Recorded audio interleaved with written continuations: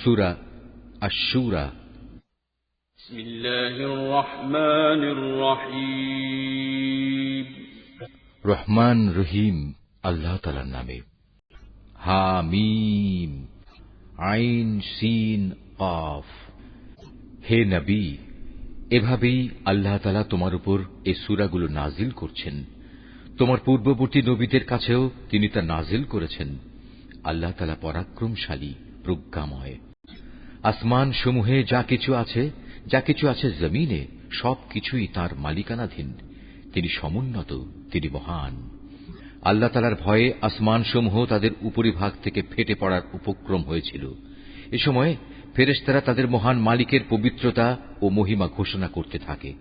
তারা দুনিয়াবাসীদের জন্যও তখন আল্লাহ তাআলার কাছে ক্ষমা প্রার্থনা করতে শুরু করে। তোমরা জেনে রেখো, আল্লাহ তাআলা হচ্ছেন ক্ষমাশীল, পরম দয়ালু। হে নবী, যারা আল্লাহ তাআলাকে বাদ দিয়ে অন্যদের অভিভাবক বানিয়ে নিয়েছে, আল্লাহ তাআলা তাদের উপর নজর রাখছেন। তুমি তো এদের উপর তত্ত্বাবধায়ক নও।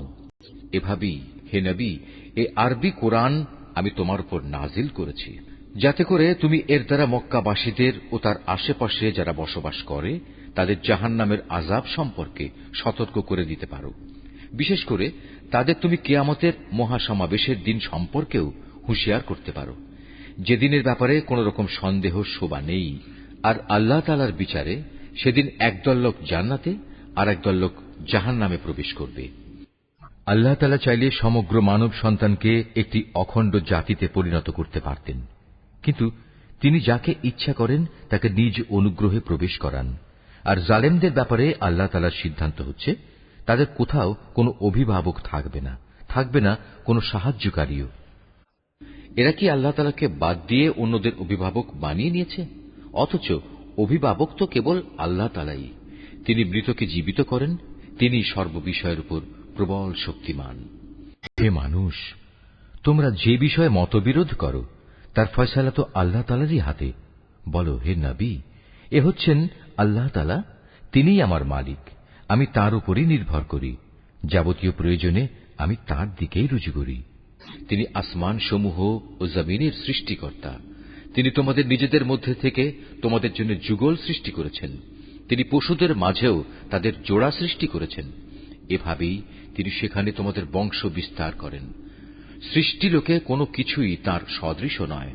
তিনি সর্বশ্রোতা, তিনি সর্বদ্রষ্টা। আসমান সমূহ ও জমিনের সমস্ত চাবিকাঠি তাঁরই হাতে। তিনি যার জন্য ইচ্ছা করেন রিজিক বাড়িয়ে দেন, আবার যার জন্য চান সংকুচিত করেন। নিশ্চয়ই তিনি প্রত্যেকটি বিষয় সম্পর্কে সম্যক অবগত রয়েছেন।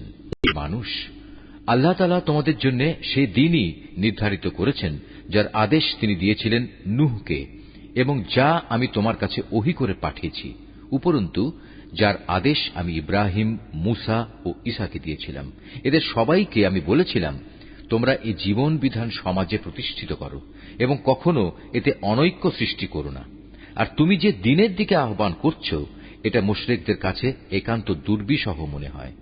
মূলত আল্লাহ তাআলা যাকেই চান তাকে বাছাই করে নিজের দিকে নিয়ে আসেন, এবং যে ব্যক্তি তার অভিমুখী হয় তিনি তাকে দ্বীনের পথে পরিচালিত করেন।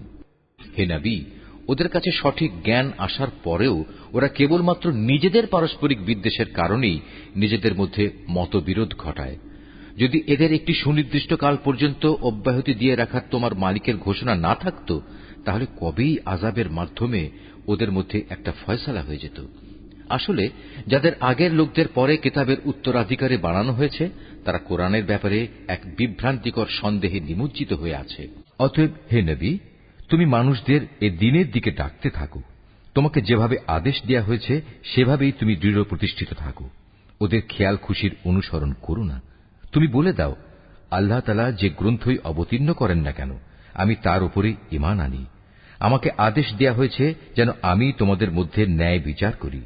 আল্লাহ তাআলা আমাদের মালিক এবং তোমাদেরও মালিক। আমাদের কাজ আমাদের জন্য এবং তোমাদের কাজ তোমাদের জন্য। আমাদের ও তোমাদের মাঝে কোনো ঝগড়াঝাটি নেই। আল্লাহ তাআলা আমাদের সকলকে এক জায়গায় জড়ো করবেন, আর সবাইকে তার দিকেই ফিরে যেতে হবে। যারা আল্লাহ তাআলার দ্বীন সম্পর্কে বিতর্ক করে, বিশেষত আল্লাহ তাআলা কর্তৃক তা দিন গৃহীত হওয়ার পর এদের বিতর্ক তাদের মালিকের কাছে সম্পূর্ণ অসার। তাদের উপর তাঁর গজব, তাদের জন্য রয়েছে তার কঠিন শাস্তি। তিনি আল্লাহ তাআলা, যিনি সত্য দ্বীন সহ এ কিতাব ও ইনসাফের মানদণ্ড নাজিল করেছেন। হে নবী, তুমি কি জানো সম্ভবত কিয়ামত একান্ত কাছে এসে গেছে? যারা সে কিয়ামতের বিষয় বিশ্বাস করে না, তারা কামনা করে তা ত্বরান্বিত হোক। অপরদিকে যারা তা বিশ্বাস করে, তারা তার থেকে ভয় করে, কেননা তারা জানে সেই দিনটি একান্ত সত্য। জেনে রেখো, যারাই কিয়ামত সম্পর্কে বাক বিতণ্ডা করে, তারা মারাত্মক গুমরাহিতে রয়েছে। আল্লাহ তাআলা তার বান্দাদের সূক্ষ্মাতি সূক্ষ্ম বিষয় সম্পর্কেও অবহিত আছেন। তিনি যাকে রিজিক দিতে চান দেন, তিনি প্রবল পরাক্রমশালী। যে ব্যক্তি পরকালের কল্যাণের ফসল কামনা করে, আমি তার জন্য তা বাড়িয়ে দেই। আর যে ব্যক্তি শুধু দুনিয়ার জীবনের ফসল কামনা করে, আমি তাকে অবশ্য দুনিয়ায় তার কিছু অংশ দান করি, কিন্তু পরকালে তার জন্য সে ফসলের কোনো অংশই বাকি থাকে না। এদের কি এমন কোন শরীক আছে যারা এদের জন্য এমন কোন জীবন বিধান প্রণয়ন করে নিয়েছে যার অনুমতি আল্লাহ তাআলা দান করেননি? যদি আযাবের মাধ্যমে সিদ্ধান্ত নেওয়া হতো, তাহলে কবেই তাদের মধ্যে একটা ফয়সালা হয়ে যেত। অবশ্যই জালেমদের জন্য কঠিন শাস্তি রয়েছে। হে নবী, সেদিন তুমি এ জালেমদের দেখতে পাবে, তারা নিজেদের কর্মকাণ্ডের শাস্তি থেকে ভীত সন্ত্রস্ত, কেননা তা তাদের উপর পতিত হবেই। কিন্তু যারা আল্লাহ তাআলার উপর ঈমান এনেছে এবং নেক কাজ করেছে, তারা জান্নাতের মনোরম উদ্যানে অবস্থান করবে। তারা সেদিন যা কিছু চাইবে তাদের মালিকের কাছ থেকে, তাদের জন্য তাই সেখানে মজুদ থাকবে। এটা হচ্ছে আল্লাহ তাআলার মহা অনুগ্রহ, আর এ হচ্ছে তাই নিয়ামত। আল্লাহ তাআলা তার সেসব বান্দাদের যার সুসংবাদ দান করেন, যারা এর উপর ঈমান এনেছে এবং নেক কাজ করেছে। হে নবী, তুমি বলো, আমি তোমাদের কাছ থেকে এ দ্বীন প্রচারের উপর কোনো পারিশ্রমিক চাই না, তবে তোমাদের সাথে আমার আত্মীয়তা সূত্রে যে সৌহার্দ্য আমার পাওনা রয়েছে সেটা আলাদা। যে ব্যক্তি কোনো নেক কাজ করে, তার জন্য আমি তার সে নেক কাজে অতিরিক্ত কিছু সৌন্দর্য যোগ করে দেই। অবশ্যই আল্লাহ তাআলা ক্ষমাশীল ও গুণগ্রাহী।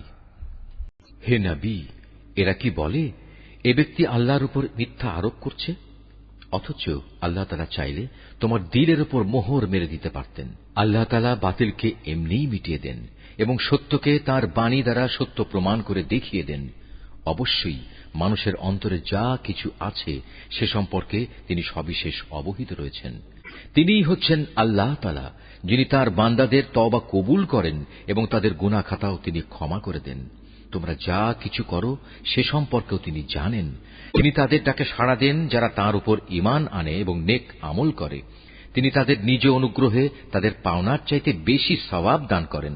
হ্যাঁ, যারা তাকে অস্বীকার করে তাদের জন্য কঠোর শাস্তি রয়েছে। যদি আল্লাহ তাআলা তার সব বান্দাদের রিজিকে প্রাচুর্য দিতেন, তাহলে তারা নিঃসন্দেহে জমিনে বিপর্যয় সৃষ্টি করত। তাই তিনি পরিমাণ মতো যাকে যতটুকু চান তার জন্য ততটুকু রিজিকই নাজিল করেন। অবশ্য তিনি নিজের বান্দাদের প্রয়োজন সম্পর্কে পূর্ণাঙ্গ ওয়াকিবহাল রয়েছেন এবং তাদের প্রয়োজনের দিকেও তিনি নজর রাখেন। তিনি আল্লাহ তাআলা, তারা যখন বৃষ্টির ব্যাপারে নিরাশ হয়ে পড়ে তখন তিনি বৃষ্টি প্রেরণ করেন এবং এভাবেই জমিনে তার রহমত ছড়িয়ে দেন। মূলত তিনি অভিভাবক, তিনি প্রশংসিত। তার কুদরতের অন্যতম নিদর্শন হচ্ছে স্বয়ং আসমান সমূহ ও জমিনের সৃষ্টি। এ দুয়ের মাঝখানে যত প্রাণী আছে তা তিনিই ছড়িয়ে ছিটিয়ে রেখেছেন।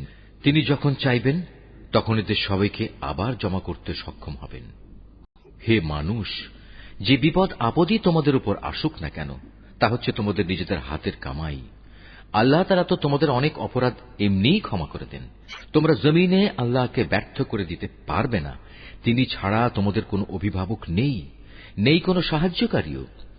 আল্লাহ তাআলার কুদরতের নিদর্শন সমূহের মধ্যে সমুদ্রে বাতাসের বেগে বেয়ে চলা পাহাড় সম জাহাজগুলো অন্যতম। তিনি ইচ্ছা করলে বাতাস স্তব্ধ করে দিতে পারেন, ফলে এসব নৌযান সমুদ্রের বুকে নিশ্চল হয়ে পড়ে থাকবে। নিশ্চয়ই এ প্রক্রিয়ার মাঝে ধৈর্যশীল ও কৃতজ্ঞদের জন্য নিদর্শন রয়েছে। অথবা তিনি চাইলে বাতাস তীব্র করে সেগুলো তাদের কৃতকর্মের কারণে ধ্বংস করে দিতে পারেন। অনেককে আবার তিনি ক্ষমা করে দিতে পারেন। যারা আমার কুদরতের নিদর্শন সমূহের ব্যাপারে খামাখা বিতর্ক করে, তারা যেন জেনে নিতে পারে এখন আর তাদের পালানোর কোনো জায়গা নেই। তোমাদের যা কিছুই দেয়া হয়েছে তা দুনিয়ার কতিপয় অস্থায়ী ভোগের সামগ্রী মাত্র, কিন্তু পুরস্কার হিসেবে যা আল্লাহ তাআলার কাছে আছে তা উত্তম ও স্থায়ী।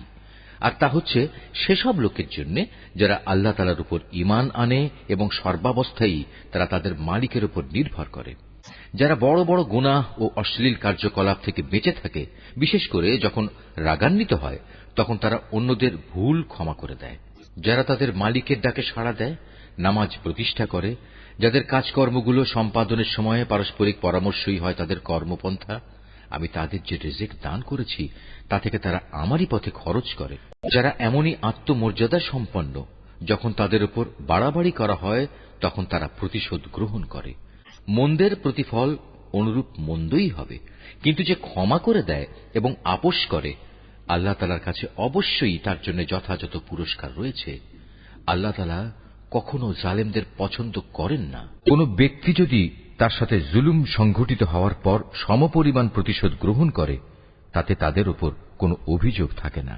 অভিযোগ তো হচ্ছে তাদের উপর যারা মানুষদের উপর অত্যাচার করে এবং পৃথিবীর বুকে অন্যায়ভাবে বিদ্রোহের আচরণ করে বেড়ায়।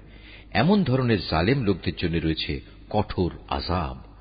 যে ব্যক্তি ধৈর্য ধারণ করে এবং মানুষদের ক্ষমা করে দেয় সে যেন জেনে রাখে অবশ্যই এটা হচ্ছে সাহসিকতার কাজসমূহের মধ্যে অন্যতম। হে নবী, যে ব্যক্তিকে আল্লাহ তাআলা গোমরাহ করে দেন তার জন্য তিনি ছাড়া আর কোন দ্বিতীয় অভিভাবক থাকে না। তুমি জালেমদের দেখবে যখন তারা আল্লাহ তাআলার আযাব পর্যবেক্ষণ করবে তখন বলবে, আজ এখান থেকে ফিরে যাওয়ার কোন পথ আছে কি? তুমি তাদের দেখতে পাবে যখন তাদের জাহান্নামের কাছে এনে হাজির করা হবে তখন তারা অপমানে অবনত হয়ে যাবে, ভয়ে তারা অর্ধ নির্মিলিত চোখে তাকিয়ে থাকবে। এই অবস্থা দেখে যারা ঈমান এনেছিল তারা বলবে, সত্যিকার ক্ষতিগ্রস্ত লোক তো তারা যারা আজ কিয়ামতের দিন নিজেদের ও নিজেদের আদর্শিক পরিবার পরিজনদের এভাবে ক্ষতি সাধন করেছে। হে নবী, জেনে রেখো নিঃসন্দেহে জালেমরা সেদিন স্থায়ী আযাবে থাকবে, আর সে আযাব এসে গেলে তাদের আল্লাহ ছাড়া এমন কোন অভিভাবক থাকবে না যারা তখন তাদের কোন রকম সাহায্য করতে পারবে। সত্যি কথা হচ্ছে আল্লাহ তাআলা যাকে গোমরাহ করেন তার জন্য বাঁচার কোনই উপায় নেই। হে মানুষ, সেদিনটি আসার আগেই তোমরা তোমাদের মালিকের ডাকে সাড়া দাও। আল্লাহ তাআলার কাছ থেকে যে দিনটির তার প্রতিরোধকারী কেউই থাকবে না। সেদিন তোমাদের জন্য কোনো আশ্রয়স্থলও থাকবে না, আর না তোমাদের পক্ষে সেদিন অপরাধ অস্বীকার করা সম্ভব হবে। অতঃপর যদি এরা হেদায়েত থেকে মুখ ফিরিয়ে নেয় তাহলে তুমি জেনে রেখো আমি তোমাকে তাদের উপর দারোগা করে পাঠাইনি। তোমার দায়িত্ব তো হচ্ছে শুধু আল্লাহ তাআলার বাণী পৌঁছে দেয়া। যখন আমি মানুষদের আমার রহমতের স্বাদ আস্বাদন করাই তখন সে ভীষণ উল্লসিত হয়। আবার যদি তাদেরই কোনো কর্মকাণ্ডের কারণে তাদের উপর কোনো দুঃখ কষ্ট আসে তখন সে মানুষ অকৃতজ্ঞ হয়ে পড়ে। আকাশমণ্ডলী ও জমিনের সমুদয় সার্বভৌমত্ব একমাত্র আল্লাহ তাআলার জন্য। তিনি যা ইচ্ছা তাই সৃষ্টি করেন। যাকে চান তাকে কন্যা সন্তান দান করেন, আবার যাকে চান তাকে পুত্র সন্তান দান করেন। যাকে চান তাকে পুত্র কন্যা উভয়টাই দান করেন, আবার যাকে চান তাকে তিনি বন্ধ্যা করে দেন। নিঃসন্দেহে তিনি বেশি জানেন, ক্ষমতাও তিনি বেশি রাখেন। আসলে কোন মানুষের জন্য এটা সম্ভব নয় যে আল্লাহ তাআলা সরাসরি তার সাথে কথা বলবেন। অবশ্য ওহী দ্বারা অথবা পর্দার অন্তরাল থেকে কিংবা ওহী নিয়ে তিনি কোন দূত তার কাছে পাঠাবেন এবং সে দূত তারই অনুমতিক্রমে তিনি যখন যেভাবে চাইবেন বান্দার কাছে ওহী পৌঁছে দেবে। নিশ্চয়ই তিনি উচ্চ মর্যাদাশীল, প্রজ্ঞাময়, কুশলী। এমনি ভাবেই হে নবী, আমি আমার আদেশে দ্বীনের এর রূহ তোমার কাছে ওহী করে পাঠিয়েছি। নতুবা তুমি তো আদৌ জানতেই না আল্লাহ তাআলার কিতাব কি, না তুমি জানতে ঈমান কি কাকে বলে। কিন্তু আমি এর রূহকে একটি নূরে পরিণত করে দিয়েছি, যার দ্বারা আমি আমার বান্দাদের যাকে চাই তাকে দ্বীনের পথ দেখাই, এবং আমার আদেশক্রমে তুমিও মানুষদের সঠিক পথ দেখিয়ে যাচ্ছ। সে পথ আল্লাহ তাআলারই পথ। আসমান সমূহে ও জমিনে যা কিছু আছে সব কিছু আল্লাহ তাআলার জন্য। শুনে রেখো, পরিশেষে সব কিছু আল্লাহ তাআলার দিকেই ধাবিত হয়।